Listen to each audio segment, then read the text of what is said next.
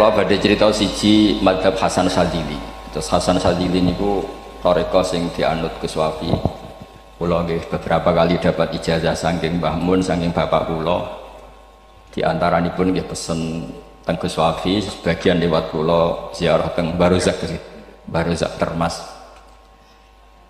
Abdul Hasan Asyadzili niku nate pas teng dalem ditamoni pemuda. Pemuda niku ngrutu. Di kampung kami banyak maksiat, di kampung kami banyak kesalahan. Niku sepundi. Jaga Abdul Hasan Asyadzili niku ringan. Sing jelas mboten sragen. Contohnya mboten sragen.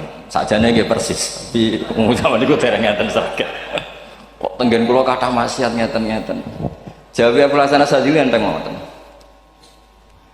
Man ahabba alla yusawaha fi ardi alla yusawahu fi ardi faqad ahabba alla tadhara maghfiratu wa alla tadhara syafaatuhu sallallahu alaihi wasallam. Dadi wong bayangno donya ora ana salah iku padha karo ora kepengin roh ghafure Allah Subhanahu wa taala. Mulane madzhab Sadzili paling bandel, ngurusi wong bandel paling bandel ya madzhab Sadzili. Ngger kiai Sadzili ya iku ora umate macam-macam. Mane teng Indonesia niku penak, sing ketunan putih seneng Nabi, sing ireng nggih seneng Nabi, sing ra ketunan nggih seneng Nabi. Mulane setan ku bingung. Nyongkone sing seneng Nabi keturunan putih tok, sing seneng keturunan ireng ya seneng Nabi. Sing ra ketunan ya seneng Nabi.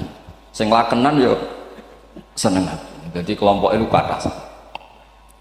Ini penting kalau aturaken mergi madhab Sadzili niku pancen dados pembanding madhab Said Abdul Al-Haddad. Madhab Abdul Hasan Asyadzili niku sing paling masyhur diriwayataken dening Shahihul Hikam.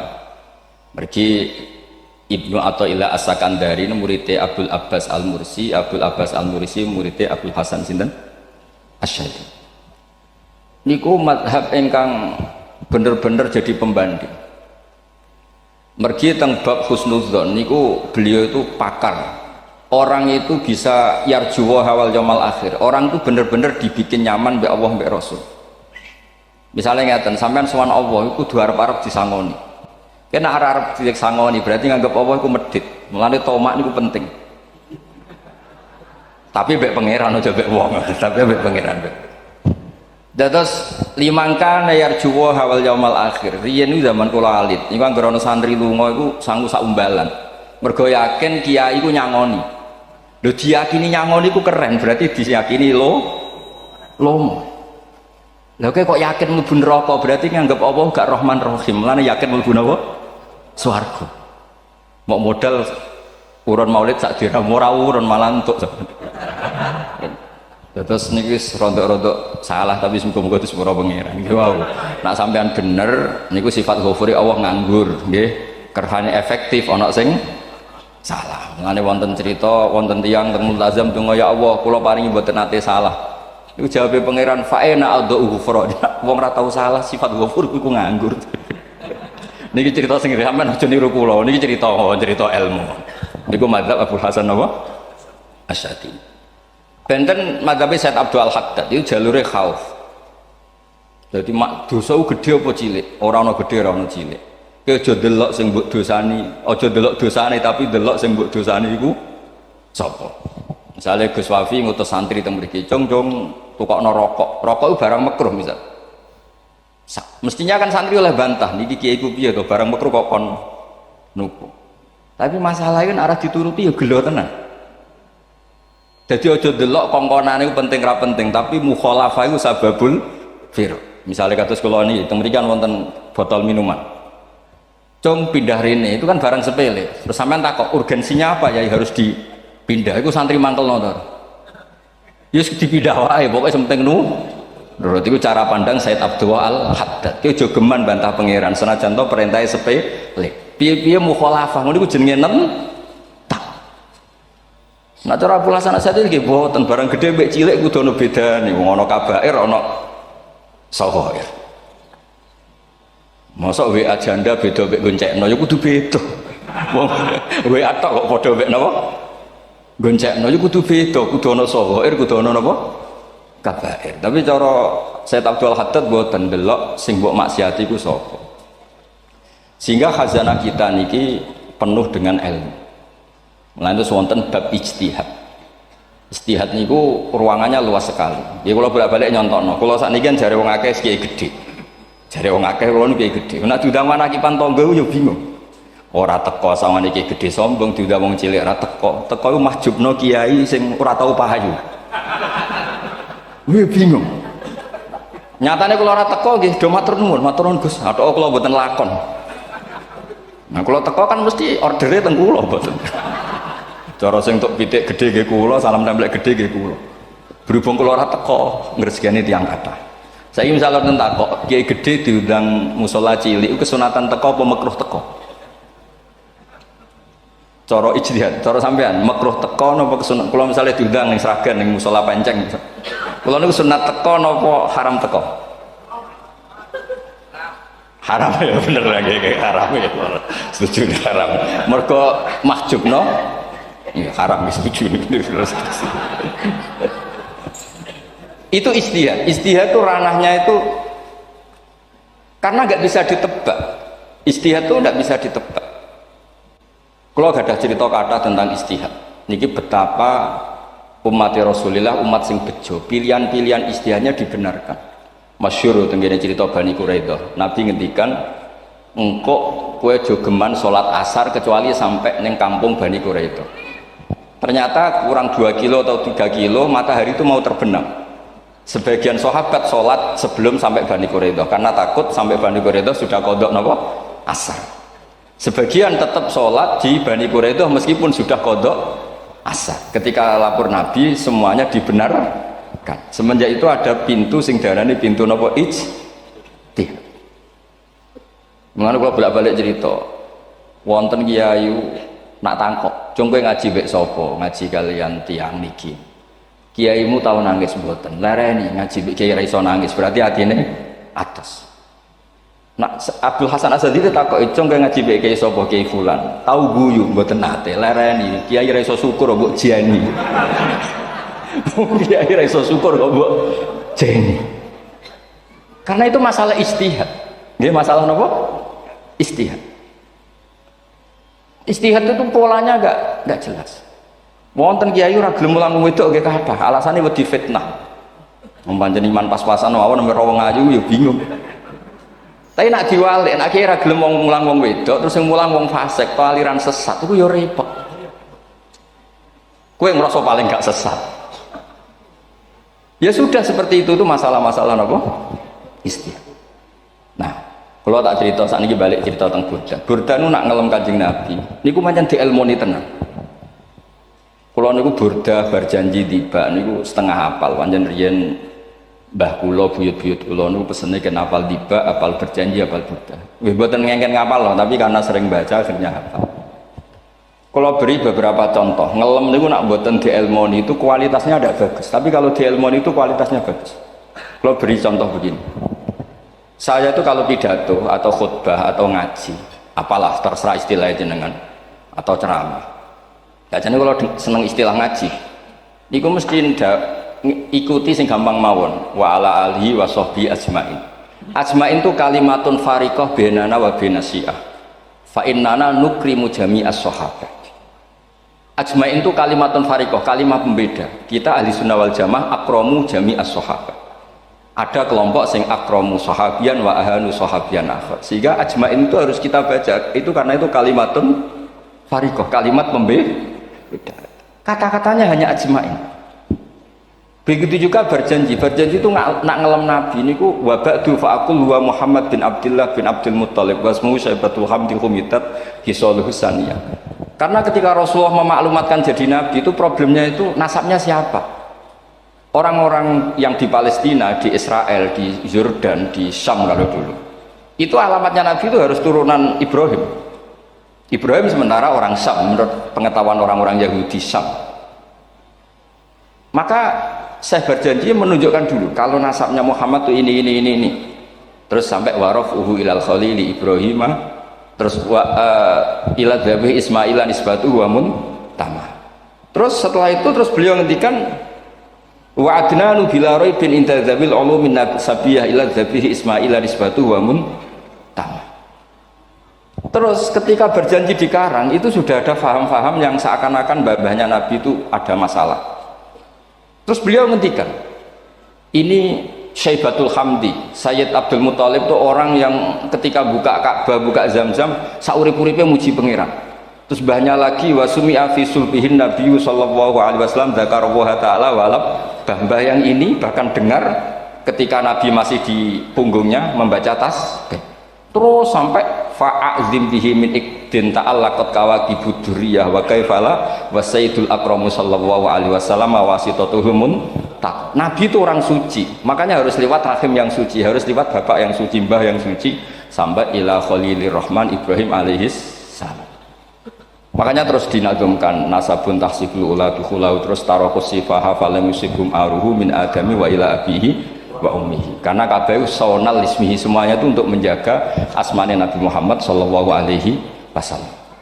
Kemudian Burda membentuk itu dalam bentuk nazuman. Misalnya beliau ngendikan Rasulullah itu mutiara, jadi ketika dakwah berpola ya baik, ketika tidak berpola juga baik. Beliau cara muji Nabi faddurru yazdadu husnan wa huwa muntazimun, namanya mutiara ketika diuntai pasti sangat indah. Tapi terus-terusannya itu wale sayang kusu qadran ghairu muntazimi, tapi namanya mutiara mbok berserakan pun tetap indah. Jadi unik. Berarti ketika beliau uji Nabi dakwah tertib pernah. Sholat tuh harus begini, harus begini, harus begini. Beliau sholatnya tumakninah tertib. Tapi Nabi pernah sholat gak tertib. Duhur tuh 2 rakaat. Mana anak kiai rodok lalinan yo ono sana tuh. Duhur 2 rakaat. Tapi barokahnya Nabi duhur 2 rakaat diketahui cara sholat kalau salah itu gimana. Umpama Nabi sholatnya bener terus, itu akan kesulitan kita solusinya ketika ngalamin apa? Kesalahan. Makanya Nabi ngendikan ma kuntu ansa walakin unas sali as-sunnah, itu mestinya ratau lali, tapi didesain lali biar bisa jadi sunnah. Wonten tiyang sholati sawi maca surat Baqarah, wonten tiyang badhe njupuk wedhuse lah cara Indonesia. Bareng kesuwen piyambake mufaraqah. Walhasil Mu'ad matur Nabi, ini munafik di tengah-tengah sholat kok mufaraqah. Si penggembala unta ini juga ngeklaim, ya Rasulullah imam kita tidak benar, sholatnya kesuwen.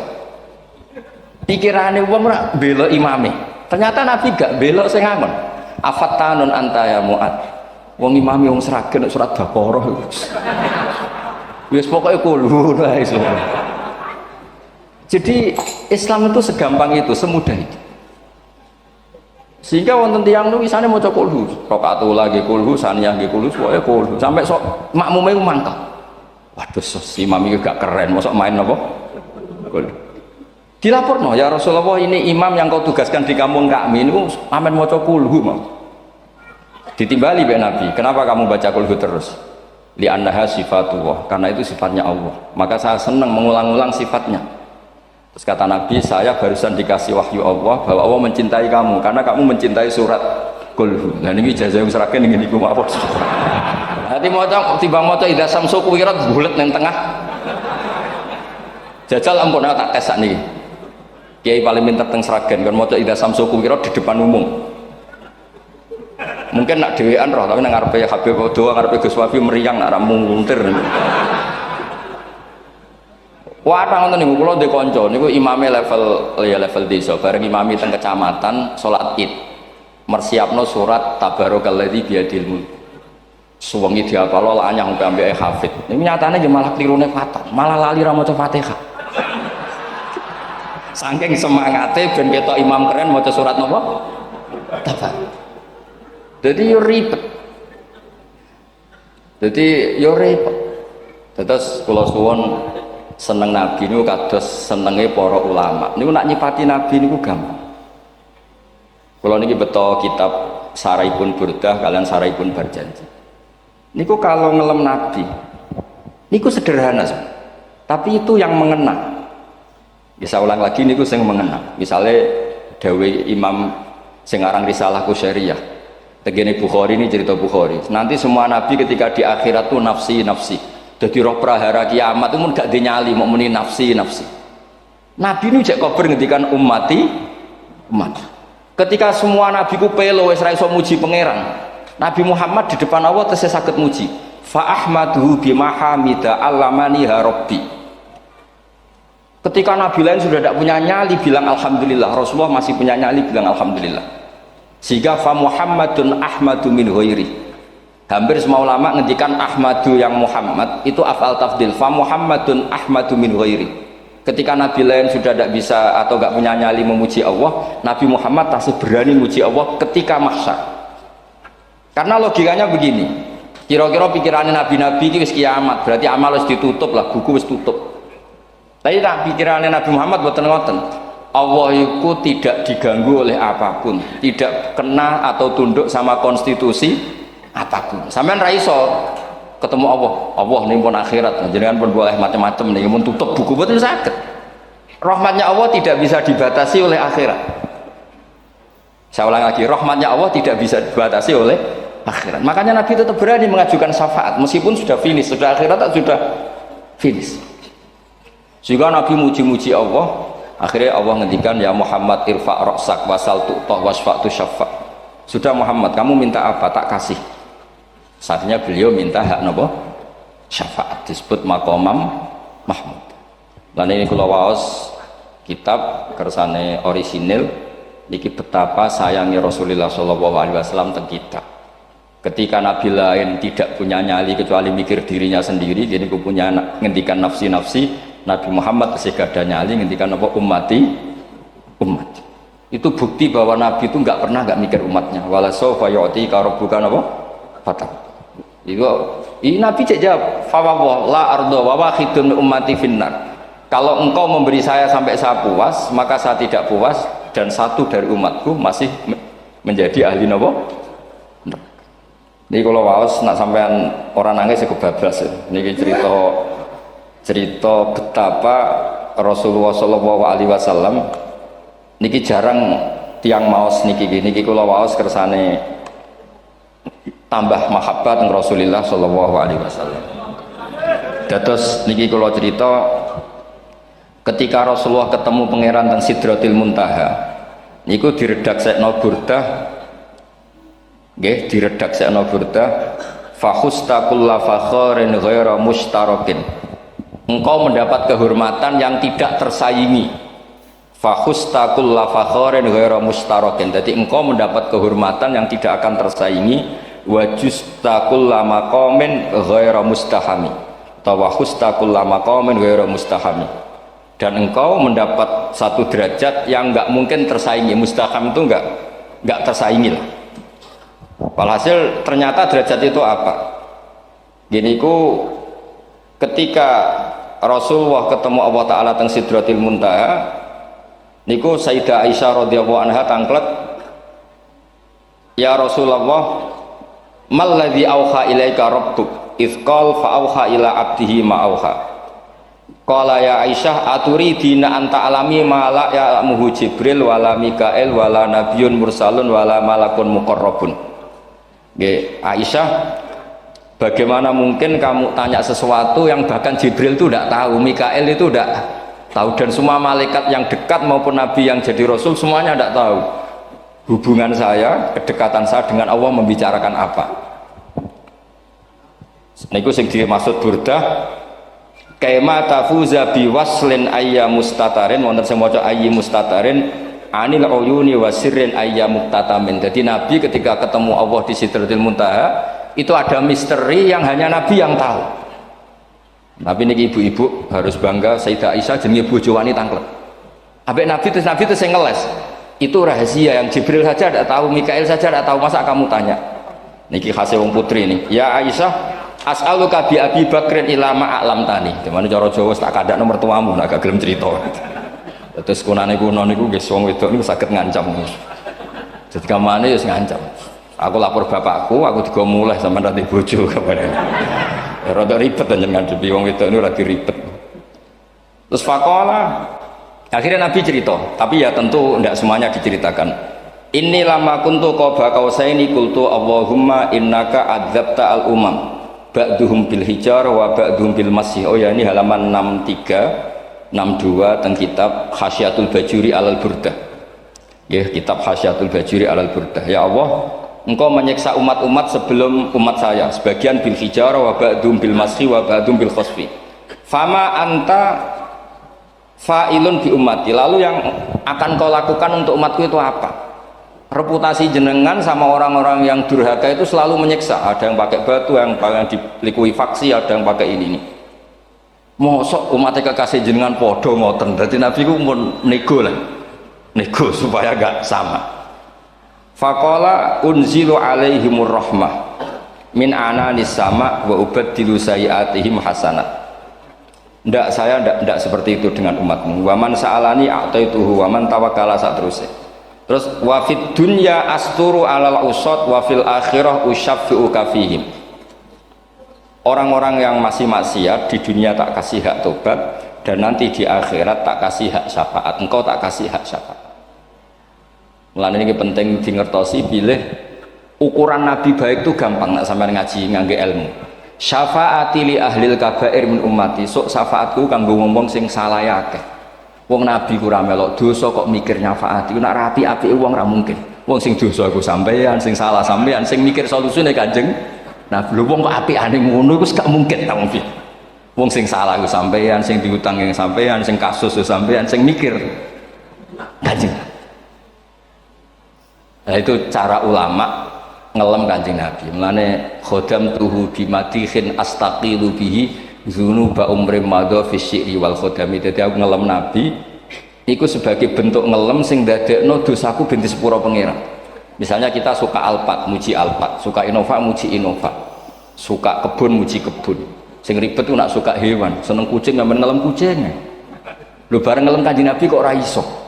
Lane jare Burdah, aku iku ngelem apa tau iso, mosok aku ora tau ngelem Kanjeng Nabi. Makanya terus beliau hidupnya, kemampuan syairnya didedikasikan hanya nggo ngelem Kanjeng Nabi Muhammad sallallahu alaihi wasallam. Makanya terus ngendikan wa huli kholasi khaira multazim. Saya dedikasikan kecerdasan saya untuk ngelem Kanjeng dan Nabi, dan itu solusi terbaik.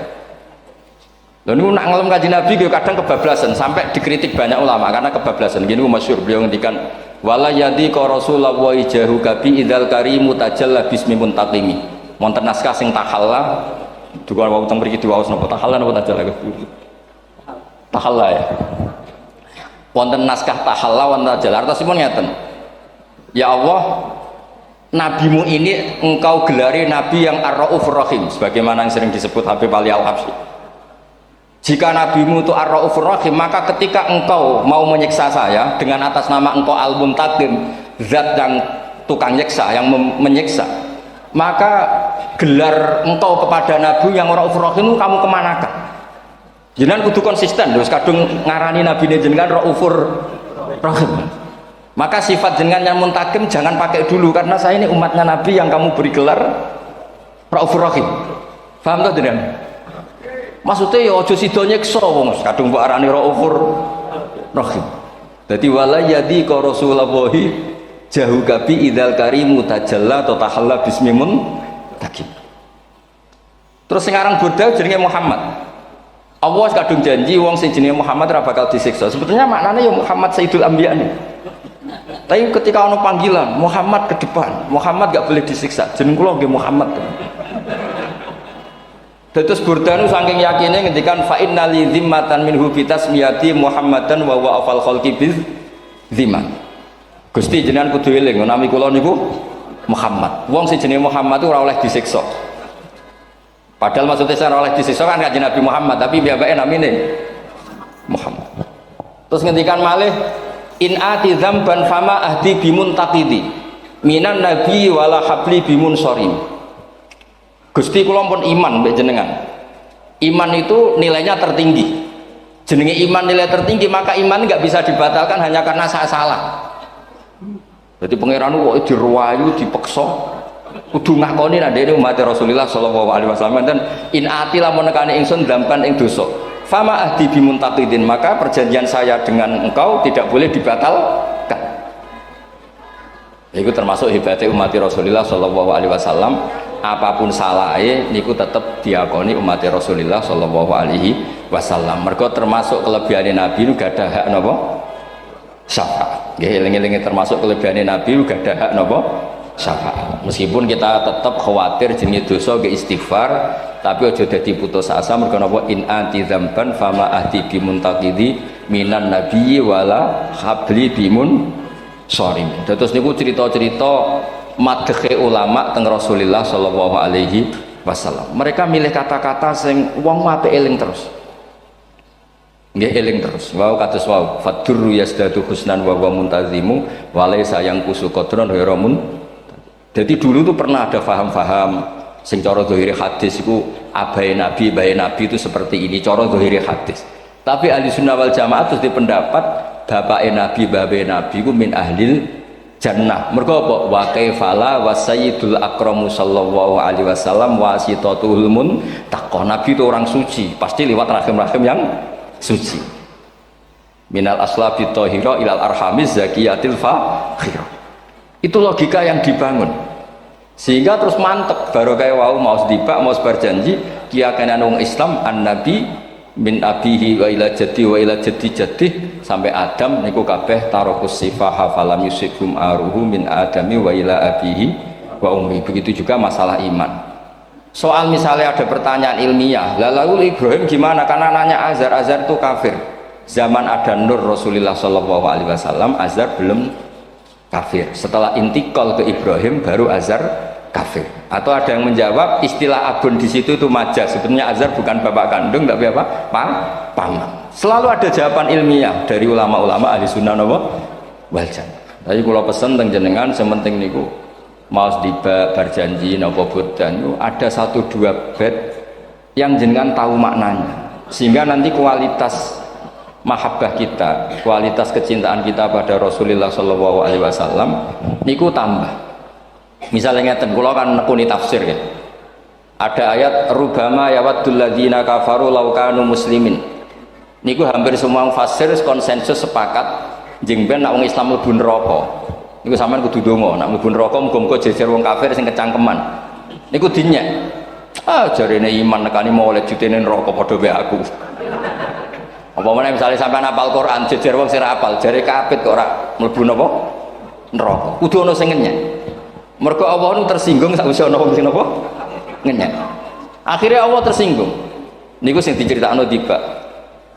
Wa izzati wa jalali la ja'altu man akhlasa li bisyahadati kaman kadzdzaba bi adkhiluhumul jannata bi rahmati.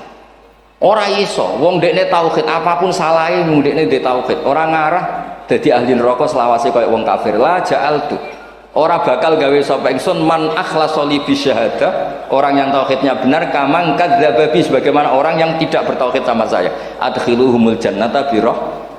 Padahal Allah dilapuri malaikat, malaikatnya kira diprovokatif. Malaikatnya lapure wajadnahum asrafu ala anfusihim wa wajadna amalahum minadz-dzunubi ka'amsalil jibal. Jare pangeran wis timbang seputi Gusti, wanane salah tok. Reputasine salah tok. Ghairu annahum yasyaduna alla ilaha illallah wa anna muhammadar. Niku jawabe pangeran wa izzati wa jalali la ja'altu man akhlasoli kaman kadzdzaba bi adkhiluhumul jannata bi rahmati. Nah, lafat-lafat seperti ini kita akan punya harapan ketika ndelok umat sing carane iman tesih blepotan, carane sholat cek blepotan, carane zakat cek blepotan. Kita selalu punya harapan barokahnya iman, barokahnya mahabbah ning Rasulullah Shallallahu Alaihi Wasallam. Mereka tambah hari tambah baik. Jangan beragama yang tidak punya harapan, karena agama ini bagi yang punya harapan. Dimangka yarjuwa wal yaumal akhir, bukan yang tidak punya harapan.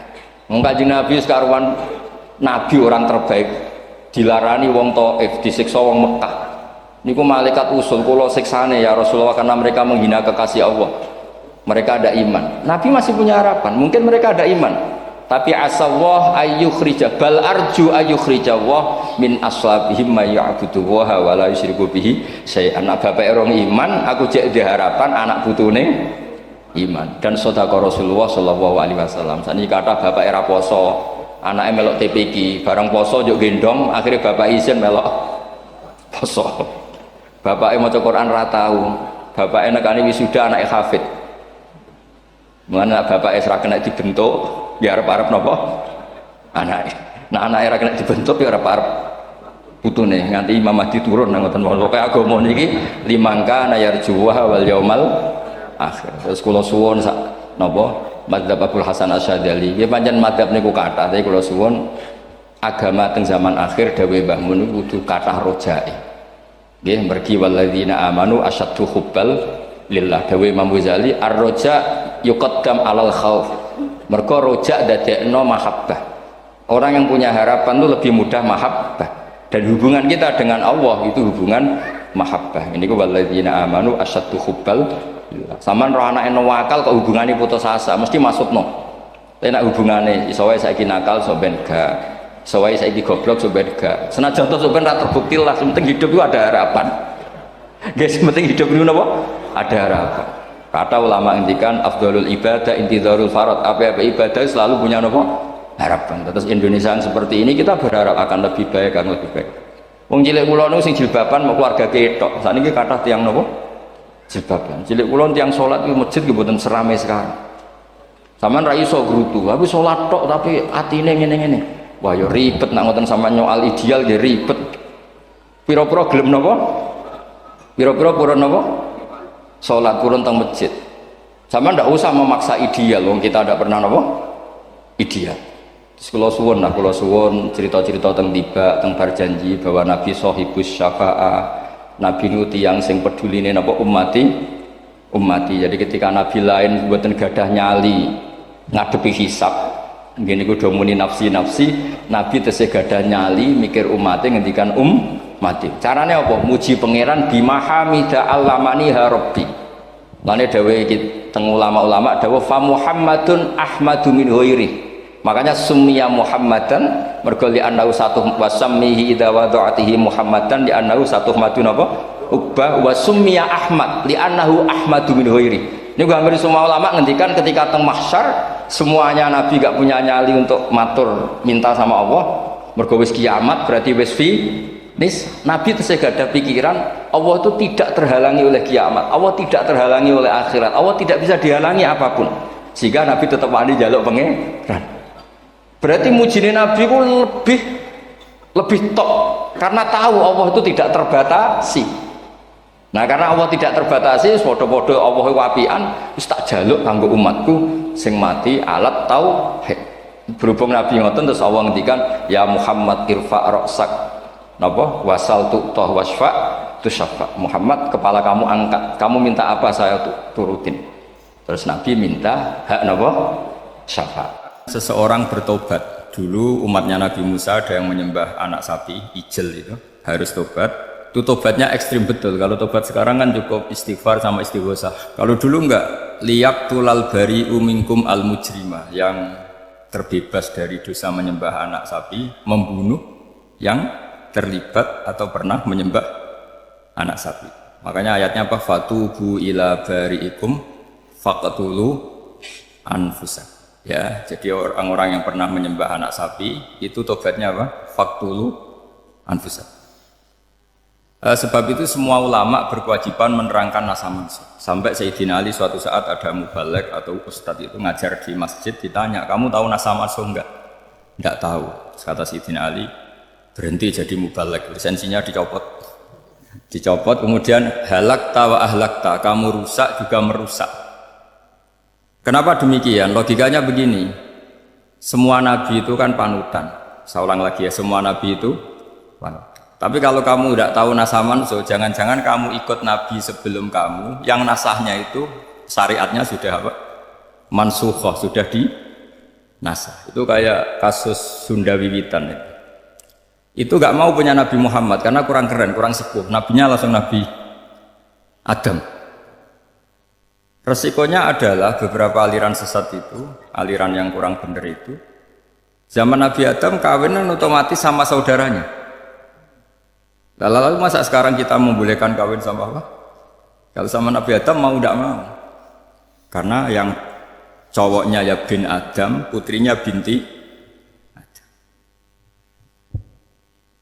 Lalu Allah bikin satu sunnah yang suami istri itu harus beda, yaitu satu kandungan itu melahirkan satu pasang. Dan boleh dulu memang pasangannya orang jelek itu orang cantik, makanya agak sial itu yang perempuan-perempuan itu memang boleh dulu gitu. Kalau cantik itu kesunatannya dapat jelek,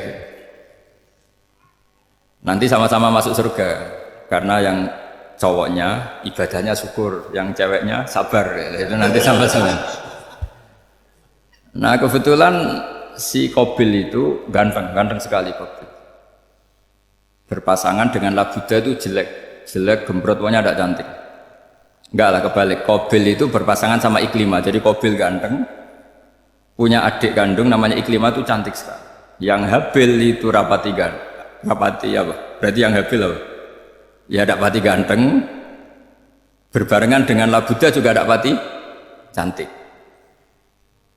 Nah karena tadi ya berarti Qabil bareng siapa?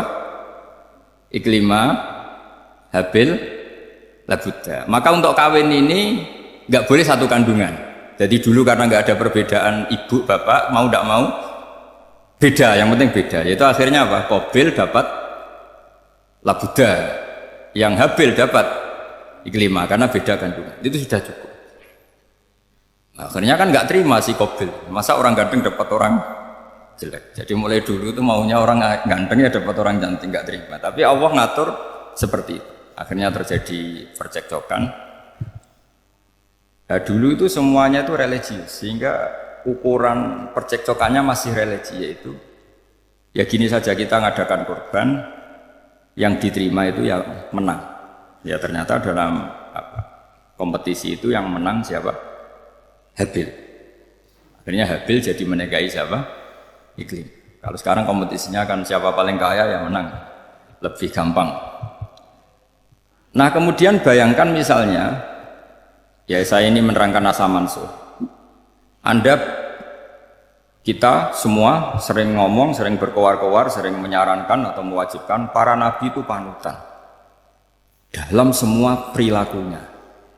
Ternyata ada beberapa perilaku yang sudah dinasah atau dihapus ketentuannya oleh syariatnya Rasulullah Shallallahu Alaihi Wasallam. Maka mengenali nasah mansuh itu keharusan dalam ulumul Quran, ya.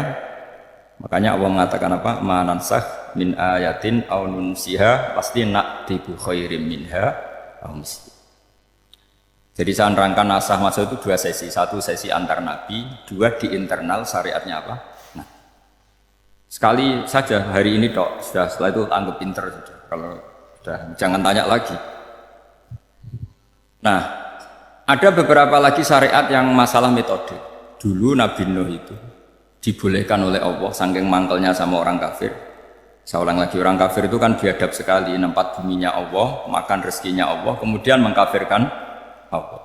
Pikirannya Nabi Nuh, orang biadab gini nggak layak hidup, itu pikirannya Nabi Nuh. Kalau dia pakai militer, tidak punya militer, ya pakai langit akhirnya.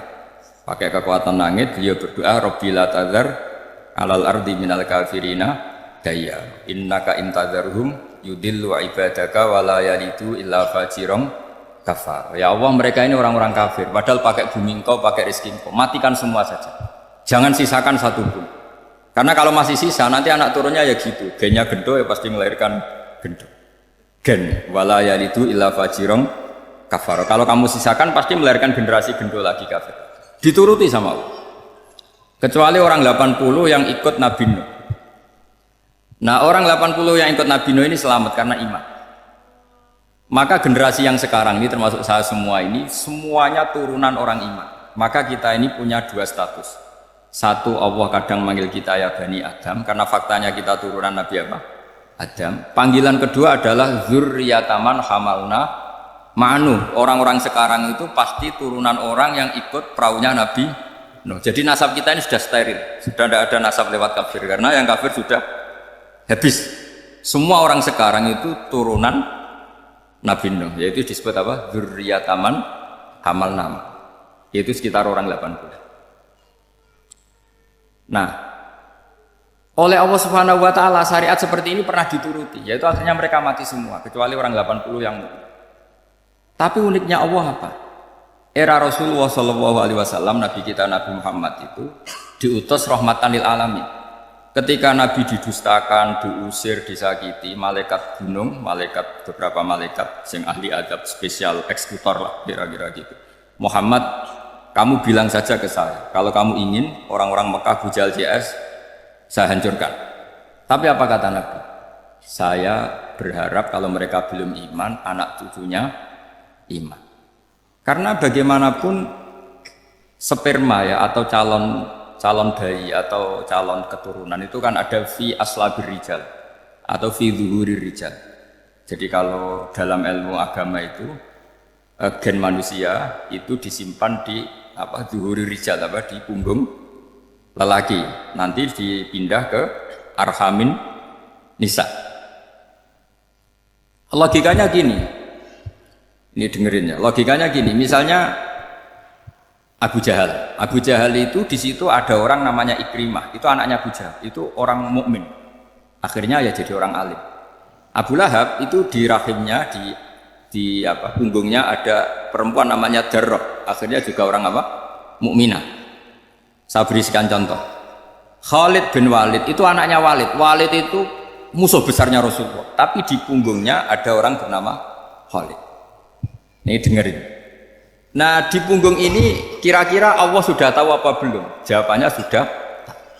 Artinya kalau ini mati atau kamu bunuh, kamu sebenarnya nggak bunuh orang kafir saja, bunuh calon orang mukmin yang sekarang masih bersemayam di punggungnya orang-orang kafir. Jadi bisa saja orang yang sedang kafir itu ada sekian calon generasi yang suatu saat mukmin.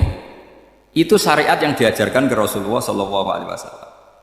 Karena kasefnya Nabi, kasef itu satu kondisi di mana seorang Nabi itu dipertontonkan sesuatu yang nggak kelihatan. Itu dalam bahasa Arab kasef atau mukasyafa. Nabi dipertontonkan ternyata banyak orang kafir yang di punggungnya itu ada calon generasi mukmin atau muslim.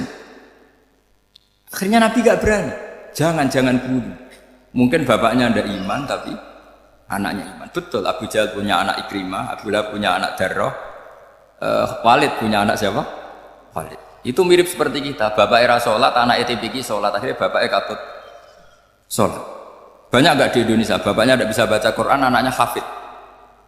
Nah, itu kalau bapaknya kamu habis, tidak ada yang meselin. Makanya biarkan hidup saja. Nah, artinya gini, andaikan tidak ada ulama yang menerangkan nasa mansuh, dikira syariat Nabi Nuh itu abadan mu'abbadat, selamanya lama. Jika main teror sama orang kafir sah berdasar Nabi Nuh. Padahal kita sudah ganti Nabi, yaitu syariatnya Rasulullah Shallallahu Alaihi Wasallam. Masyhur itu ketika Nabi ngendikan, saya tidak minta mereka dihukum, tapi ya Allah saya minta Allah mahdi qaumi fa innahum la ya'lamun. Mereka kafir itu karena tidak. Sehingga ada periode. Loh kalau perang itu beda, perang itu konteksnya duel, itu tidak harus sama Abu Jahal, Abu Lahab. Ada penjahat mau bunuh kamu wajib perang enggak? Wajib. Penjahatnya meskipun muslim apa harus kafir? Meskipun muslim. Maka kata ulama fikih sebetulnya perang duel itu bukan syariat muslim sama kafir tok. Masih muslim sama muslim, misalnya ada orang mau merkosa istri kamu, terus dia pamit gini, saya muslim, beri hak loh. Nggak bisa. Saya penjahat loh, muslim, jadi kamu nggak boleh merangin saya, ngelawan saya kan muslim. Nggak bisa, tetap harus dilawan.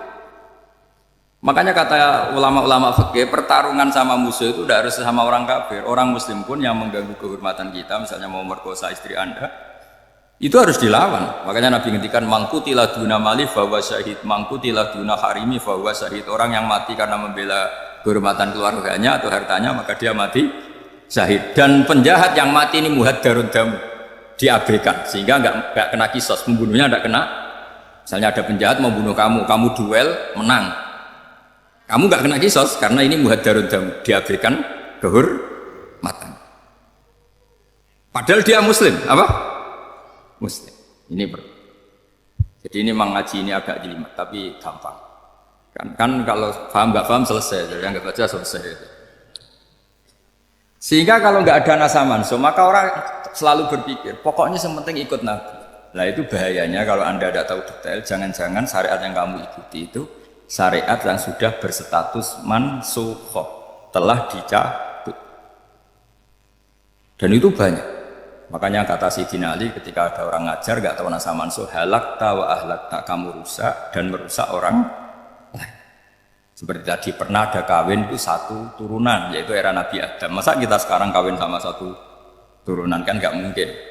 Ya kan, pernah ada membumi hanguskan orang kafir, yaitu syariatnya Nabi Nuh, itu dihapus oleh syariatnya Nabi Ibrahim dulu. Yaitu Nabi Ibrahim menghentikan apa? Faman tabi'ani fa innahu minni wa man asani fa innaka ghafurur rahim. Ya, kalau orang ikut saya ya Allah ya pasti golongan saya. Kalau yang masih maksiat, masih balelo, saya berharap engkau ampuni. Akhirnya banyak orang kafir tobat. Coba era Rasulullah itu semua orang kafir Mekah itu kafir. Nabi belum wafat. Itu sudah ada 114.000 mukmin semua.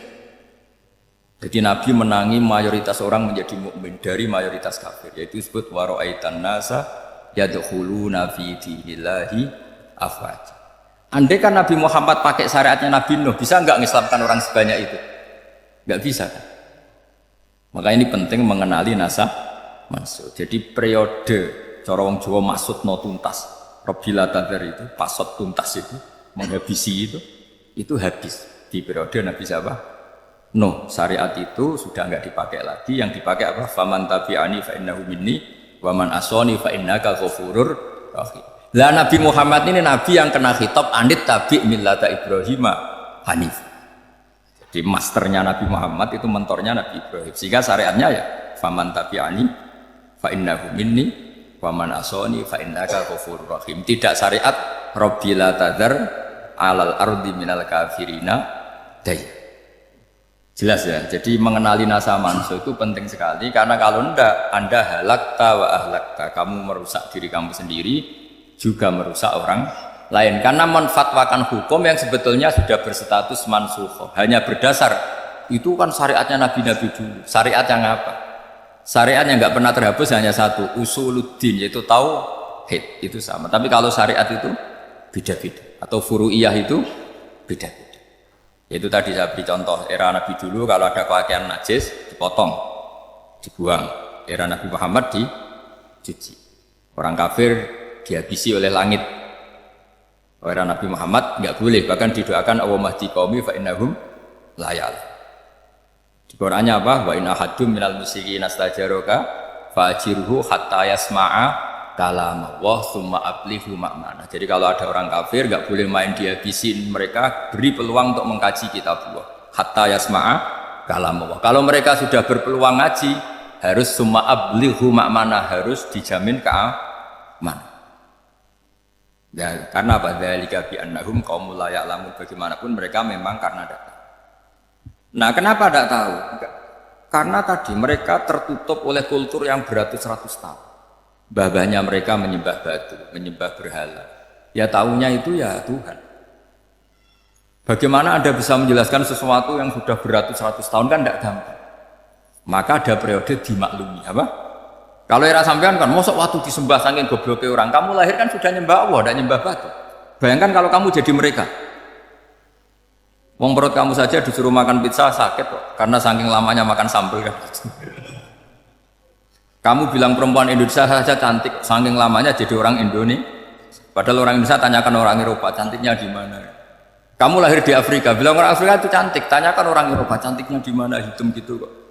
Jadi orang itu pasti terkooptasi oleh sekelilingnya. Orang Afrika akan bilang wanita Afrika itu cantik. Coba tanyakan orang Eropa, cantik apa enggak? Belas.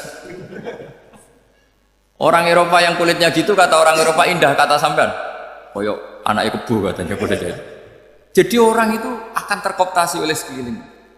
Bayangkan kalau semua orang nyembah berhala terus kamu tidak, alasan kamu apa? Bahkan menentang mayoritas. Dan itu berat. Maka dimaklumi oleh Allah. Dzalika bi annahum qaumul la ya'lamun. Nah, pemakluman ini yang mulai sekarang terkikis. Orang main pukul saja nggak mau ngaji. Nggak mau ngaji Quran secara kafah. Jadi fatwanya Islam kafah tapi ngajinya Quran tidak kafah. Ngambil 1-2 potongan ayat dipakai dalil. Jadi Islamnya inginnya kafah tapi ngajinya Quran enggak. Kalau kafah ya hafal 30 juz itu. Kalau mau ya, kalau mau kafah ya hafal berapa? 30 juz. Makanya saya sering bilang, saya sering dinasihati orang karena belum tahu saya ini hafal Quran. Bapak harusnya Islam itu kafah. Kata saya ya dimulai dari konsep Islam itu kafah dulu, apa ya hafal Quran secara kafah. Jadi ini penting saya utarakan. Bahaya sekali orang mengenali Islam tanpa mengenali nasah mansukh. Karena beberapa syariat Nabi sebelum kita itu berstatus mansukh. Terus contoh berikutnya, ini nasah mansukh antar Nabi apa khusus internal Nabi? Antar Nabi aja nggak selesai nih sampai subuh aja nggak selesai. Contoh yang paling keren, mungkin cowok semua senang. Nabi Dawud dulu istrinya berapa? 99. Nah itu kalau masih halal itu kan berarti jenengan punya istri berapa? Wah itu kan ngeri betul. Punya satu aja repotnya gitu, apalagi berapa? Jawab 99. Terus kamu bilang gini, ini kan syariatnya Nabi Dawud, Nabi kan bisa diikuti. Pernah ada periode di mana seperti itu boleh. Jadi makanya mau tidak mau mengenali nasah mansuh itu harus. Kalau enggak ya kamu masih berkeyakinan boleh beristri berapa? Nah ini penting saya utarakan. Makanya Sayyidina Ali itu kalau ngetes calon mubalek, kira-kira kalau Kemenak dulu inginnya sertifikasi apa? Mubalek. Itu tanyanya gitu. Ta'rifun an-nasa wal mansuh, kamu apa tahu nasah mansuh? La. Jawabnya Sayyidina Ali, halak tahu ahlak tahu. Kamu orang yang rusak. Karena tadi takutnya ada syariat yang sudah mansukhoh dipakai. Itu tadi misalnya kita ini tidak umatnya Nabi Nuh, tapi pakai syariat Robbila tadar alal ardi minal kafirina. Terus ketiga begini, misteri manusia itu. Dan ini kita tidak pernah tahu sampai kiamat, tapi ini ilmu harus kita diskusikan. Misalnya saya ini namanya Baharudin. Saya sekarang hidup sampai 2019 kan. Kan hanya Allah yang tahu berapa turunan saya sampai kiamat dan statusnya kayak Donald Trump juga gitu. Donald Trump itu sekarang kafir, tapi kita tidak pernah tahu nanti turunan keberapa ada yang muslim. Nah turunan yang calon muslim ini diletakkan di mana kita tidak tahu. Yang jelas kalau kamu bunuh itu katut gitu. Artinya gini, logika membiarkan orang kafir itu ya ada logikanya. Logika membunuh karena mereka mau membunuh kita ya ada logika fikihnya, karena kalau kita ada membunuh dibunuh. Makanya semuanya hukum ini terus bergantung al-hukmu yaduru ma'ilatihi wujudan wajib. Di sini terus dipertemukan. Makanya semua nabi itu kalau yang namanya membunuh pasti pas perang saja, karena ini kondisi yang memang pilihannya hanya dua, kalau nggak dibunuh ya membunuh atau duel lah. Maka ini butuh kajian fikih dan orang nggak boleh subjektif dalam hal ini. Saya ulang lagi, tidak boleh subjektif. Karena tadi orang yang kamu katakan sekarang misalnya Zaid, kamu itu bodoh sekali. Kenapa bodoh? Nggak hafal Quran, nggak pernah kuliah, nggak pernah ngaji. Ternyata Zaid ini bersemayam calon anak yang alim alama hafal Quran, namanya Umar, tapi masih jadi sperma. Suatu saat Zaid itu punya anak alim alama, kan banyak orang nggak bisa baca Quran punya anak hafid, banyak nggak di Indonesia? Banyak nggak petani yang punya anak dekan? Petani punya anak dekan, yang dekan punya anak naik kelas saja susahnya bukan main. Banyak kan? Nah ketika dibalik nanti ada dekan punya anak goblok, yang petani punya anak dekan, pinter mana? Kita tidak pernah tahu. Makanya ini kan ya sudah, kalau nggak pernah tahu ya bilang saja wallahu alam, kan selesai. Daripada keminter keliru kan ada wallahu alam. Makanya cerita favorit guru saya Kiai Haji Maimun Zubair itu punya apa namanya Kiai Zubair. Itu cerita favoritnya itu ada santri namanya Soleh. Soleh itu alim alam. Orang Madura itu cara berpikir kan kalau kiai saja alim seperti itu, apalagi bapaknya. Pas bapaknya main ke pondok, santrinya ada ribuan. Bapaknya main ke pondok, sholat itu ya gak bener, gak sesuai sunnah Rasul lah kira-kira gitu. Sudah sholat itu gak bener, apa-apa gak bener. Masih ditakwil sama santri Madura, karena orang Madura itu kultus. Mungkin khilaf itu satu khusus, pokoknya perlakuan khusus. Suatu saat saking bodohnya orang itu, kenceng itu pikir musola. Wah ini nggak bisa ditakwil lagi, akhirnya nggak bisa ditakwil itu nggak. Wah ini sudah nggak bener ini, bener. Singkat cerita santri tadi nggak kuat matur ke kiainya, Pak Yai, jenengan sealim itu kok bapaknya segoblok itu. Kenapa? Dia kencing pikir musola. Oh bapak saya itu pinter sekali. Kok bisa? Karena beliau yang memutuskan saya mondok sampai saya jadi alim alama seperti ini. Yang bodoh itu mbah saya. Bodoh itu mbak saya kan.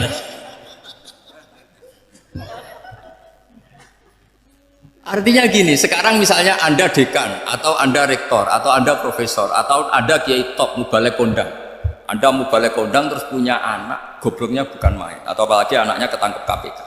Yang satu anaknya orang bodoh jadi dekan. Kalau kompetisi ini pinter mana? Ada ahli metodologi tapi anaknya itu terlibat narkoba. Yang ini petani utun, anaknya dekan, kira-kira kalau dikompetisikan pinter. anaknya pinter petani tadi gitu. Yang ketika petani kamu vonis bodoh gitu. Tapi siapa tahu kalau ini menyimpan calon, paham ya? Kita tidak pernah tahu.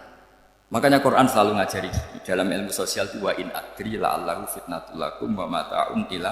Dalam ilmu sosial itu kita harus jawab tidak tahu. Karena mudah.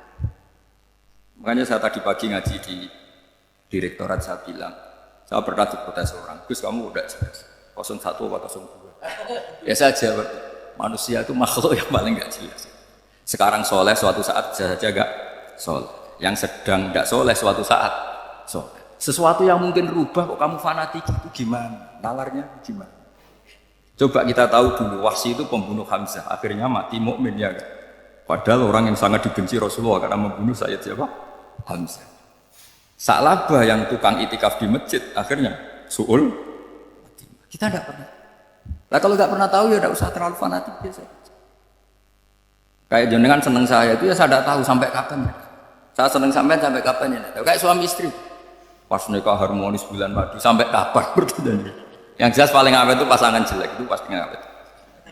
Makanya jadi guyonan. Pasangan itu jangan baik-baik gak awet. Kalau jelek ternyata maksudnya cantik sama ganteng. Itu suatu saat pasti jadi jelek. Yang jelek sama jelek pasti jelek terus. Makanya jadi guyonan.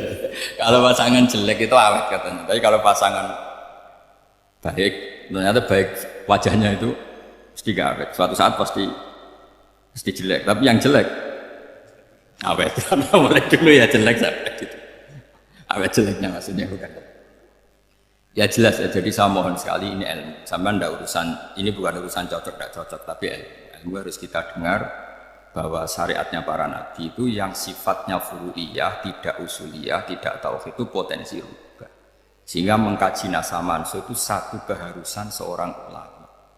Makanya setiap ada syariat nabi hal hadis syariah mu'abbadah amlah, mansukhah amlah. Karena potensi itu tinggi. Kita tahu dulu semua nabi sholat menghadap apa? Baitul Maqdis. Era Rasulullah dipindah ke Ka'bah. Tapi kalau kamu katakan total Baitul Maqdis ya tidak juga. Nabi Ibrahim mulai dulu madhabnya ke Ka'bah. Tapi kalau Nabi Musa ke Baitul Maqdis. Terus kamu bilang ini 01, 02 ya memang syariat jadi sesuatu yang furu'iyah. Nah, kenapa ini furu'iyah? Jawabannya sederhana. Ketika seseorang menghadap Ka'bah itu menghadap batu apa menghadap Allah? Allah. Ketika menghadap Baitul Maqdis hakikatnya menghadap Allah apa menghadap Baitul Maqdis? Allah. Maka menghadap Ka'bah itu sebenarnya masalah furu'iyah. Yang masalah usuliyah adalah inni wajjahtu wajhiya lilladzi fataras samawati wal ardh. Yang permanen adalah menghadap Allah Subhanahu wa taala. Cuma secara prosedur syariatnya secara zahir menghadap Ka'bah. Maka potensi rubah karena ternyata itu furu'iyah. Untuk kiblatnya itu furu'iyah. Yang permanen adalah menghadap ke Allah Subhanahu wa taala. Ini penting ya. Jadi terus sekarang masih antar nabi apa di internal nabi?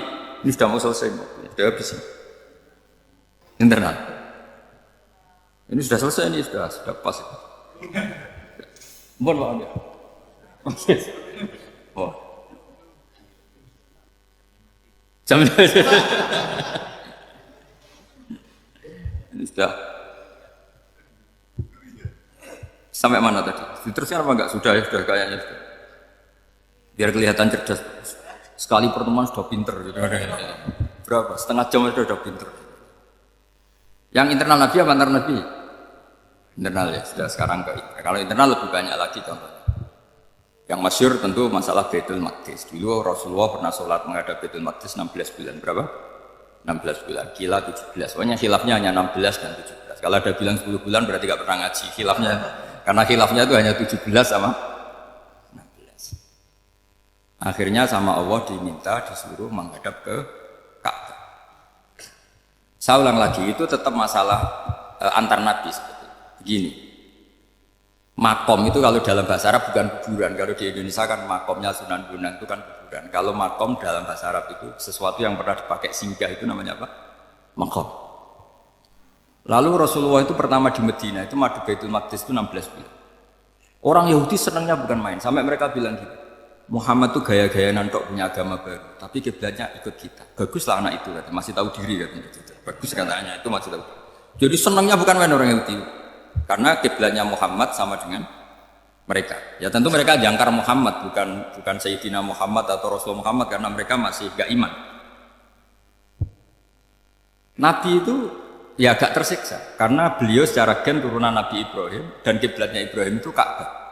Agak tersiksa tapi sami'na wa ata'na tetap madhab ke Baitul Maqdis berapa? 16. Suatu saat Nabi Muhammad itu disuruh madhab Ka'bah. Ini dengerin. Akhirnya madhab ke Ka'bah. Apa yang terjadi? Orang Yahudi komentar gini, Muhammad itu gimana? Dia di perantauan, rindu sama keluarganya, terus rindunya itu diaplikasikan jadi perilaku agama. Jadi dia madhep Ka'bah dianggap kangen. Kayak saya kan orang Rembang. Rembang itu apanya Jogja? Timurnya apa? Nggak, Jakarta itu mana Jakarta? Barat sana. Ibaratnya saya orang Jakarta, terus merantau di Jogja. Dulu kiblatnya itu menghadap ke timur. Terus ketika madhep ke barat, kata sampean, wah itu padunya kangen apa? Keluarga. Juga kurang ajar orang Yahudi. Jadi orang Yahudi itu memang paling pinter bully. Makanya kalau sampean tukang bully itu ya agak-agak ya enggak. Saya enggak ngomong agak ya, pokoknya agak-agak ya. Pinter bully orang Yahudi. Makanya enggak ada orang debat sepinter orang Yahudi. Yang bisa ngalahkan hanya Tuhan itu. Orang Yahudi yang bisa ngalahkan hanya Tuhan. Lalu Sayyidina Ali orang paling terkenal cerdas. Itu kalau sama orang Yahudi itu pusing.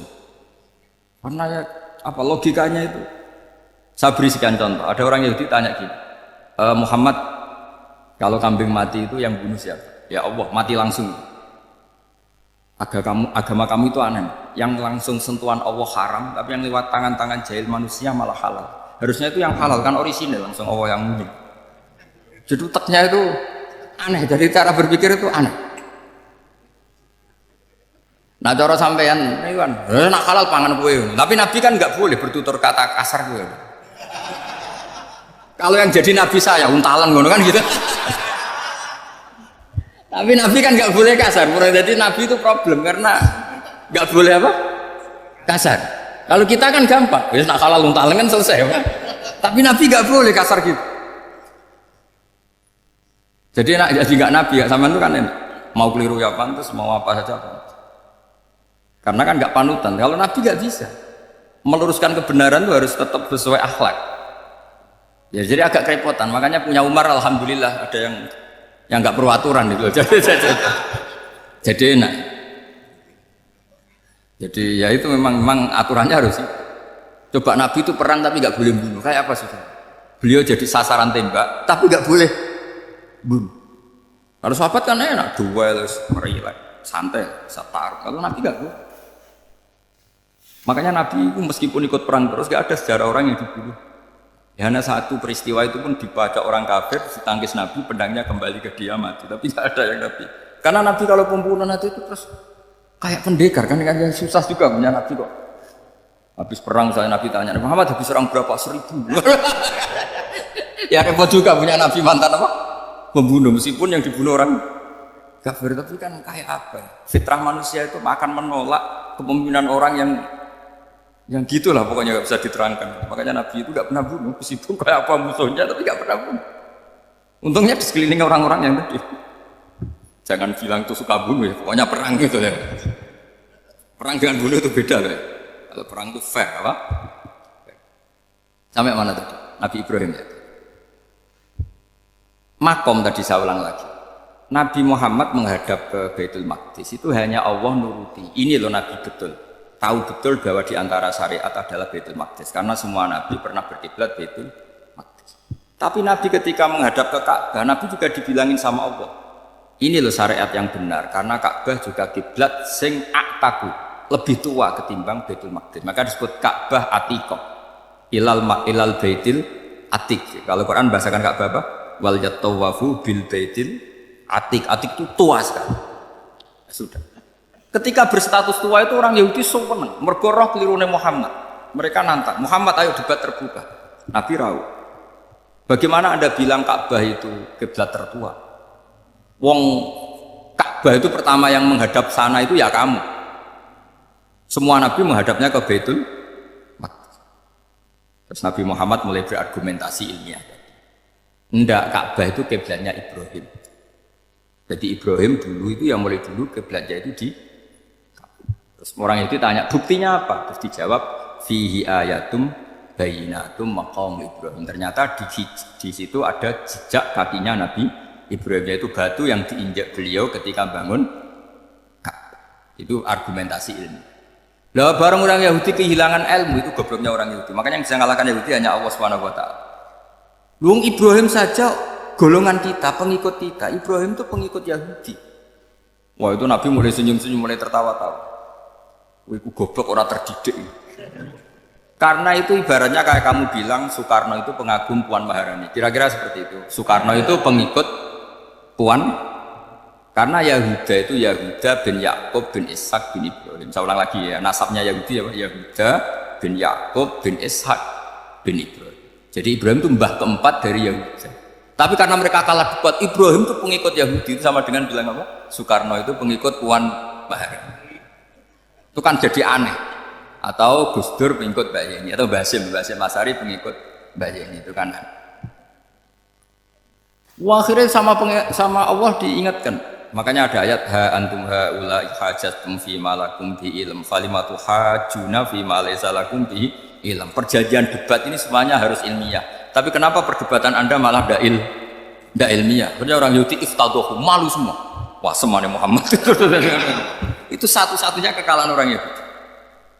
Tapi ayat-ayat seperti ini itu enggak populer. Ayat ha antum haula hajatum fi malakum bi ilm falimatu hajuna fi ma laysa lakum bi. Jadi Islam, betapa hebatnya Islam. Kalau debat harus ilmiah. Dan Kanjeng Nabi menantang, ini perjanjian kita debat ini ilmiah. Kenapa sekarang jadi tidak ilmiah? Yaitu kamu mengatakan Ibrahim itu pengikut Yahudi, padahal Ibrahim dengan Yahudi itu dulu Ibrahim. Kan Yesus mat kalah, tapi tetap ra Islam. Tapi nah, makanya terus Ka'bah dibuktikan ketuaannya lewat apa? Fihi ayatum bayyinatum maqamu Ibrahim. Itu bukan makam kuburan, karena makamnya Nabi Ibrahim tetap di Hebron, di Palestina. Kira-kira itu Palestina. Jari Israel yang Israel, boleh menang di. Jari Israel yang Israel, jari Palestina yang. Saya pernah ziarah ke sana di Hebron, di makamnya Nabi siapa? Ibrahim. Jadi jelas, jadi nasa mansuh itu ketentuan yang dikehendaki Allah Subhanahu wa taala untuk menguji loyalitas manusia, menanggalkan semua akal. Makanya saya mohon sekali siapapun yang ngaji saya dimanapun, sekali-kali manusia itu harus menanggalkan akal. Sekali Anda pakai akal, maka Anda akan ingkar dengan nasa mansuh. Nasa mansuh itu hukum yang direvisi, yang dibatalkan. Makanya orang Yahudi lagi-lagi pinternya orang Yahudi, provokasi orang-orang yang Islamnya belum kuat, diprovokasi gini. Unzuru ila Muhammadin tahayyara fi din yukhillu yauman wa yuharrimu ukhra. Lihat itu Muhammad, dia kebingungan cara beragama. Kadang bilang A, besok bilang B. Jadi nasa mansub dianggap satu bentuk kebingungan, kayak kurang ajar. Wah, akhirnya sebagian orang yang murtad. Makanya nasa mansub itu satu peristiwa yang menjadikan banyak orang murtad. Karena diprovokasi orang Yahudi bahwa itu bentuk kebingungan Muhammad. Akhirnya terus saya qulu sufaha minan nasi ma wallahum al-qiblati mulati kanu alaiha. Kelirunya orang Yahudi adalah ternyata nasa mansuh yang dipilih Rasulullah itu semuanya ada di Taurat dan Injil. Termasuk di Taurat dan Injil disifati dan Nabi yusolli ilal qiblatin, bahwa Nabi ini akan bersolat dengan dua kiblat. Makanya tetap ditantang. Qul fa'tu bit-taurati fatluha in kuntum shadiqin. Kalau kamu tidak percaya bahwa saya ini orisinil, ayo bareng-bareng mengkaji Taurat. Tapi mereka tidak siap mengkaji Taurat. Karena Taurat semuanya mendukung Rasulullah Muhammad SAW. Fatluha in kuntum shadiqin. Makanya ini penting sekali ngaji. Jadi perdebatan itu macam-macam. Dan itu pinternya orang Yahudi. Unzuru ila Muhammadin tahayyara fi dini yukhillu yauman wa yuharrimu. Ini penting sangat. Makanya nasa mansuh itu uji loyalitas. Itu Imam Malik kalau mencontohkan ke Imam Syafi'i. Saya berisikan contoh fikih. Ini saya melanggar waktu. Sudah. Saya yang tidak mengesahkan diri saya. Ya misalnya ini ya, ini kertas bawah ya, ini kertas bawah. Terus ini tak kasih uang misalnya. Uang 100.000. Atau kalau contoh Imam Syafi'i dulu dididik Imam Malik begini. Ya Syafi'i, kalau kamu punya dua budak, dua pembantu, kalau dulu kan masih ada budak, dua pembantu lah gitu. Seneng mana, yang cerdas sama yang goblok? Seneng yang cerdas. Kalau yang nurut sama yang bantahan, seneng yang nurut. Nah yang nurut itu yang goblok. Makanya tinggal dibalik saja. Kamu tak beda ya. Senang mana punya istri yang cerdas apa yang goblok? Coba jawab. Atau ibu-ibu mbak-mbak ini, senang mana punya suami yang cerdas atau yang goblok? Kalau cerdas gak bisa diakali, tapi goblok nurut tapi ya kadang di sini kan di sini.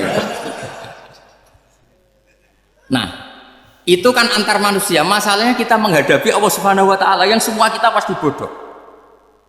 Kita menghadapi Allah Subhanahu wa taala yang semuanya kita pasti bodoh. Allah jelas ngendikan wa kanal insanu dzaluman jauhlah, manusia itu banyak dolimnya. Dolim itu sifat mubalaghah. Kalau orang dolim sekali dolim, kalau sering dolim, kalau jahil biasa jahil, kalau banget jahili jahul. Bahasa Arab kan gitu memang. Ghafir pengampun biasa, kalau ghafur selalu mengampuni. Syakir, makanya sifatnya Allah Ta'ala ikut wazan fa'ul semua. Ghafur, syakur, atau diikutkan wazan fa'al. Kalau goblok biasa jahil, goblok banget jahal kan itu. Kafir biasa kafir, kalau kafir banget kafar. Ya, jadi wazan balagha itu bisa fa'al, bisa fa'ul ya. Kafirin, kafar atau kafur. Paham ya? Malah ngaji nahwu. Ya, tapi ini memang perangkatnya. Ini kan perang mau tidak mau. Makanya misalnya Allah tidak suka kulla kafarin banget kafir ya, Pak. Paham ya? Kulla khawanin banget khianate. Kalau khain khianat biasa, kalau khawan sering khianat. Nah, manusia itu kata Allah apa? Zaluman, wis banget dolime, banget bodoh. Itu kalau yang ngarang hikam mencontohkan tuh gini, manusia itu pas bener saja salah, apalagi pas salah. Jadi manusia itu kata imam yang ngarang hikam itu, man itu kanat mahasinhu masawiyah, fakih falat akunu masawihi masawiyah. Ketika baik saja buruk, apalagi ketika, coba kalau ada orang dermawan sama teman-temannya, tanyakan istrinya, duit diambur-ambur, disekno konco ngalahno bojo. Mesti gitu. Teman yang sering silaturahim ke teman-temannya, kata temannya baik, senang silaturahim, tanyakan istrinya, oh meninggali wong gitu. Jadi manusia pas baik saja ada buruknya. Apalagi pas buruk. Makanya dulu bapak saya ngajarin saya istiqomah ya apik ya. Tapi kadang-kadang nak keterusan itu istiqomah ngangkangi orang dia tidak punya kesempatan. Misalnya ada imam masjid nih mami terus sampai tua sampai mau mati. Itu istiqomah apa tidak memberi peluang yang lain?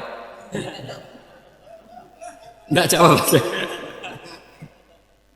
Jadi itu manusia. Jadi pas baik saja buruk. Apalagi pas buruk. Kayak saya gini di sini ngajar baik, tapi saya ada tidak sopannya harus di atas. Padahal banyak orang sepuh ada Pak On, ada beberapa yang kan terpaksa nggak sopan. Tapi sama yang nyuruh, berarti sama yang dosa. Kemarin saya minta di bawah supaya ganjaran saya utuh, ini gara-gara begini ganjaran saya ini agak terkredit apa terdebat itu karena itu. Saya teruskan. Jadi manusia itu punya sisi itu karena manusia itu dzalum dan jahil. Bahkan al-insanu dzaluman. Problemnya ini ngadepi Allah yang selalu pinter, yang kita selalu bohong. Misalnya gini, kamu ditanya Allah. Ini contohnya Imam Malik. Ikla hadi sokhra fa inna tahtaha dhahaban. Coba bongkahan batu itu kamu angkat, di bawahnya ada emas.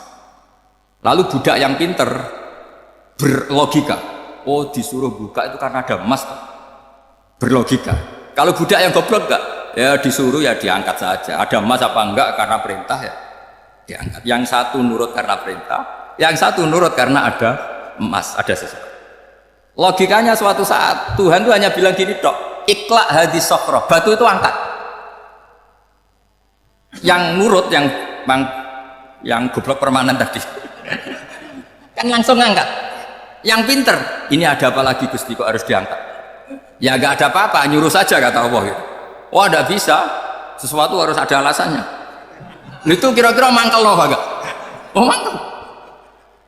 Nah, logikanya manusia seperti itu. Makanya dua murid pinter, di rakyat pinter, presiden ya susah mesti dia. Goblok ya susah di sini uang. Ini kan nggak ada pilihan. Memang manusia itu nggak ada pilihan. Nah sekarang masalahnya gini di fikih ini, saya kembali lagi ke fikih. Pertanyaannya secara fikih begini, misalnya iddah. Iddah itu seorang perempuan ditinggal mati suaminya atau ditinggal atau cerai. Itu kan ada namanya apa? Iddah. Iddah itu memastikan apa tujuannya? Memastikan rahim itu steril dari mani atau sperma zaut awal. Supaya nanti kalau dinikah orang lain tidak terjadi ikhtilatul ansab, nasab. Oke, berarti iddah kita beri argumentasi secara ilmiah li baro'atir rahmi. Jadi misalnya Zaid menceraikan istrinya Sri dalam keadaan masih bisa haid. Iddahnya 3 kali masa suci. Wal mutallaqatu yatarabbasna bi anfusina salah satu. Lalu karena secara teori medis kalau haid berarti bukti tidak hamil. Apalagi kalau haidnya terulang-ulang sampai 3 kali pasti tidak hamil. Sehingga kalau nanti dinikahi orang lain pasti kalau ada anak ya anaknya zaud sani atau zaud kedua. Berarti alasan iddah li baro'atir rahmi. Oke, kita sok pinter, sok bijak. Pertanyaannya adalah sekarang sudah baru 1 bulan suaminya di Malaysia nggak pernah ngumpuli. Dicek di medis juga berbukti tidak hamil. Apakah boleh tanpa iddah? Semua ulama mengatakan tidak boleh. Tapi ini kan rahimnya jelas bersih. Ya karena iddah itu nuruti perintah pangeran. Pokoknya tetap iddah. 3 kali masa suci. 3 kali masa suci atau masa haid. Itu ada perdebatan ulama. Tapi kan ini terbukti bersih, Gus. Meskipun terbukti bersih, kata Allah harus iddah 3 bulan atau berapa? Kira-kira 3 bulan, 4 bulan ya tetap harus iddah. Pemilih mana sok pinter Gusti berhubung ini pangeran buat terang gitu berhubung jadi Tuhan apa Pak Wari berhubung Gusti ini jelas steril dari sperma zaud awal nggak usah iddah Gusti sama aja kamu disuruh majikan kamu ikhla hadis sahroh berhubung nggak ada apa-apa nggak usah ya kira-kira mangkel nondak budak yang seperti itu mangkel maka dibutuhkan kebodohan dalam beragama. Betul itu memang. Makanya Nabi itu unik pernah bilang begini, aksaru ahlil jannah al-buhu. Aki-aki penduduk swarga itu al-buhu wong goblok-goblok. Maksudnya goblok yang jenis ini bukan goblok betulan maksudnya. Maksudnya goblok jenis ini itu ya tetap pinter, tapi pinternya dibuang pura-pura goblok demi samina. Jadi saya misalnya kok pinter dan goblok tadi sekaligus. Pinter dan goblok. Ya bah ikhla hadis sahra fa inna tahta hadatan. Tak angkat karena saya tahu di bawah ada Mas, tapi di hati saya sajane ya mergo perintah. Suatu saat kok disuruh Allah ikhla hadis sahra, perintah ya tak angkat. Ya sudah. Jadi ya pinter ya goblok. Saya tahu namanya perintahnya Allah pasti ada hikmahnya. Hikmahnya iddah adalah li baro'atir rahmi. Tapi hikmahnya jadi kawula adalah nurut perintah Allah, cek tahu alasannya maupun tidak. Nah, di sini ada illatul hukmi untuk membangun kecerdasan, tapi ada loyalitas untuk membangun ubudi. Ya, bahwa kita ini kawula roh tetap makanya tadi pagi saya cerita Sayyidina Umar kayak apa cerdas tapi tetap ubudiyah yaitu Rasulullah SAW sering dibully orang kafir Muhammad itu gaya-gaya nantok wong ora oleh nyembah berhala, ora oleh nyembah watu jebule ini nyembah Hajar Aswad karena dilihat dari jauh kan tetap nyium Hajar Aswad coba kalau kamu lihat dari jauh kamu sujud dari jauh kan kayak sujud sama batu. Makanya Sayyidina Umar karena orang kafir masih cara berpikir gitu, tiap nyium Hajar Aswad itu komentar, gedumel. Alim tu annaka hajarun la tadurru wa la tanfa. Walau la anni ra'aitu Rasulullah qabbalaka ma qabbalaka. Aku ronake watu ya ora mandoroti ra manfaati. Kalau saja saya tidak melihat Nabi nyium kamu, saya tidak sudi nyium. Jadi tidak berdoa doa mustajab pun tidak berutuh. Karena apa? Umar tahu ini masalah secara tauhid. Kalau saya doa depan Hajar Aswad nanti dikira syirik karena berdoa di depan batu. Tapi kalau saya tidak nyium nyulayani sunnah Rasul yaitu nyium Hajar ke tengah-tengah nyium sambil gerutu itu sudah kompromi. Ya nyium tapi gerutu. Kayak apa? Makanya ya cerdas tapi ya goblok tadi ya cerdas. Itu uniknya Rasulullah. Jadi muji orang pintar ya sudah langit. Tapi Nabi pernah dalam satu hadis mengatakan aksaru ahlil jannah al-bulbu. Aki-aki penduduk swarga itu orang bodoh. Artinya orang bodoh itu bukan bodoh betulan. Dia meninggalkan akalnya demi loyalitas ubudi. Nah, untuk menutup sesi ini terakhir betul tak tutup setelah ini selesai. Untuk menutup itu bukti begini. Perang Badar itu perang yang nggak mungkin dimenangkan umat Islam karena orang kafir itu 1000 dengan pasukan full dengan peralatan perang full. Rasulullah itu tahun kedua Hijriah itu pasukannya hanya 313. Itu pun pedang itu untuk orang 5 itu hanya ada pedang 1. Jadi kalau mau dibaca orang sih kamu milih pedangnya aku. Itu kan nggak kebayang perang dalam keadaan seperti itu. Jadi mesti kalah orang kok mungkin kalah mesti. Tapi Nabi tetap bilang saya ini disuruh Allah perang ya harus berangkat. Yaitu perang Badar. Kata para sahabat, ya Rasulullah ini nggak masuk akal, sudah nggak usah perang ini nggak masuk akal, mau stornya Allah. Sudah gitu dadaan, nggak ada persiapan. Lucunya apa? Sahabat itu ketika Nabi tetap berangkat. La akhrujanna walau waqti. Nabi menginginkan saya tetap berangkat meskipun sendi. Setelah Nabi berangkat sekian meter, itu sahabat ikut semua. Kata Nabi, lah kamu kok ikut? Ya ikut saja. Kata kamu mesti kalah. Ya anggap saja setor nyawa. Demi loyalitas pada jenengan. Itu makanya nggak ada periode sebaik periode sahabat. Tapi yang gerutunya jalan. Karena gerutu ini bawaan ilmiah. Makanya kita loyal sama presiden. Tapi yang nggak cocok ya gerutunya jalan.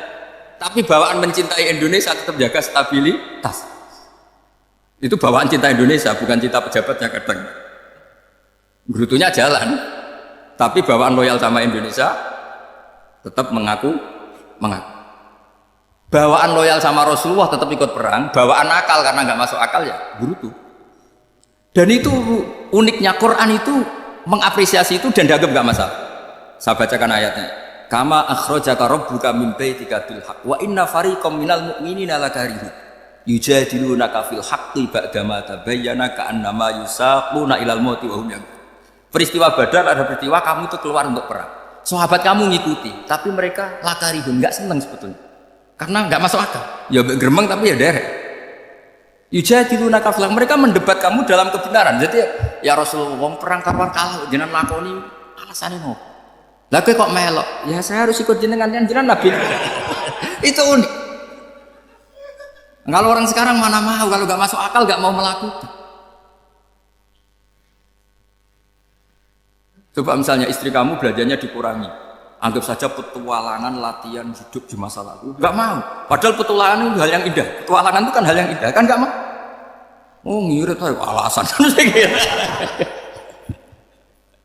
Tapi lucunya kalau dijak camping bermiskin-miskin di hutan mana? Karena karpe dewe, tapi suami yang ngongkon. Ayolah seminggu ini kita model miskin, anggap saja petualangan masa lalu. Enggak mau. Karena pinter, apa? Coba kalau bodoh. Ya ngono ya apa-apa Mas. Tapi resiko anak bodoh pas kamu sakit ya dibiarin. Karena dia melihat sakit kan biasa, namanya manusia. Makanya ini pilihannya susah, hidup itu masih susah makanya ini. Jadi uniknya Quran gitu, Quran itu membolehkan psikologi manusia. Makanya Allah ngendikan kutiba alaikumul qital wa huwa kurhul. Ya saya tahu kamu tidak suka perang. Allah yang ngakui wa huwa kurhul, enggak apa-apa. Tapi ketidaksenangan kita harus dilawan demi mengikuti Allah dan misalnya perempuan Allah juga gitu, wa ashiruhunna bil ma'ruf. Gauli istri kamu muamalah secara baik. Kata Allah fa in karihtumuhunna fa'asa an takrahu syai'a wa ja'alallahu fi khairan katsira. Mungkin ada watak yang kamu tidak suka, tapi di situ ada kebaikan. Allah ngaku yang namanya suami mesti ada watak yang nggak suka dari istri. Juga sebaliknya lebih banyak lagi yang suami istri kamu nggak suka watak kamu, juga nggak suka hidung kamu, wajah kamu banyak lah yang nggak disuka. Tapi demi kestabilan negara suami istri ini, mereka loyal, justru itu bagus. Maka jagalah ilmu, juga jagalah loyalitas. Itu yang perlu saya utarakan. Jadi makanya agama ini dibangun dua. Satu kecerdasan hikmah, yaitu ya al-hukmu ya juru ma'ilati wujudan wa adalan. Tapi juga ada ubudiyah, bahwa agama ini milik Allah, maka sami'na wa adalan. Karena begini logikanya, saya ulang lagi masalah batu. Ikla hadis sofro fa inna tahta hadat. Terus saya angkat, pembantu saya ngangkat, dia saya gaji atas nama nurut kan? Atas nama menemukan emas apa atas nama nurut? Nurut, karena emas itu juga penemuan saya, milik saya. Ngangkat batu yang nggak ada emasnya juga atas nama nurut. Jadi rapot yang saya berikan ke pembantu saya itu tentang nurut dan tidak nurut. Saya kan tidak peduli dengan cerdas dan tidak cerdas. Itu kan tidak sesuatu yang menguntungkan saya.